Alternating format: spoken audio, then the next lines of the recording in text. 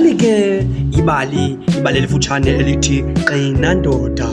Ibali elo elinjongo zalo lingekokuhlukumeza umntu okanye ngokukhubekisa, kodwa ke ibali eli libali lokuhlekisa nokonwabisa. Usaphulaphule isitendo sokuqala sebali elithi Qina Ndoda. Ibali elo libhalwe ngumandisi waMatshaya laze lashikicwa ngumandisi wakaMatshaya nabalinganiswa ikwangumandisi wakaMatshaya.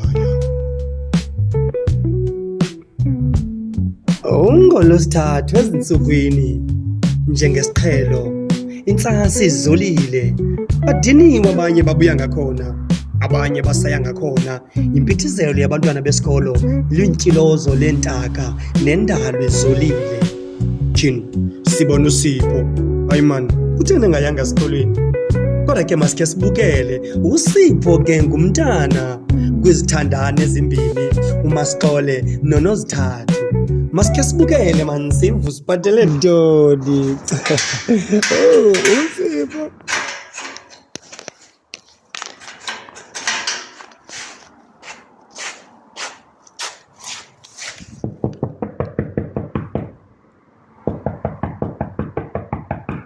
Yebo.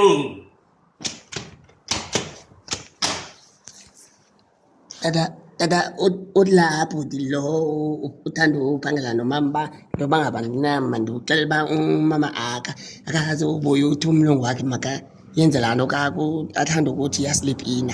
Utheni into yoba umama akho ke ngoku lizulu lezithathu lengazubuya apha endlini? Tyhini. Hayi kulungile. Mamelanye. Mxelele ke lo bhodi plus nomama akho plus nalo mlungu lowo. Mama solo behlala mani besliphi nabo bathathu. Ndizabona umama ndenze njani. Ndimfonele umama akho kodini isimpo. Ndithi kumama akho ngikhange ndipete. Zintsuku zingaphi ndingakhange ndipete apha ndenze uslipini.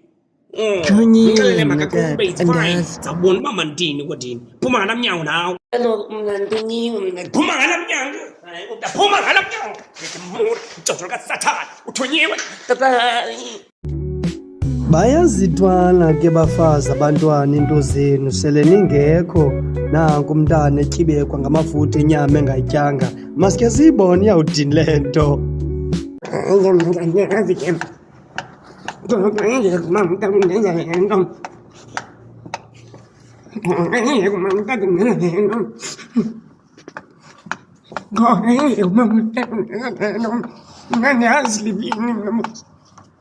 Tata ke funa uphethe masangaphethi nam nje siphethe sobabini. Oxi akasombululeki ke bednana, ucaphukile uMasikole.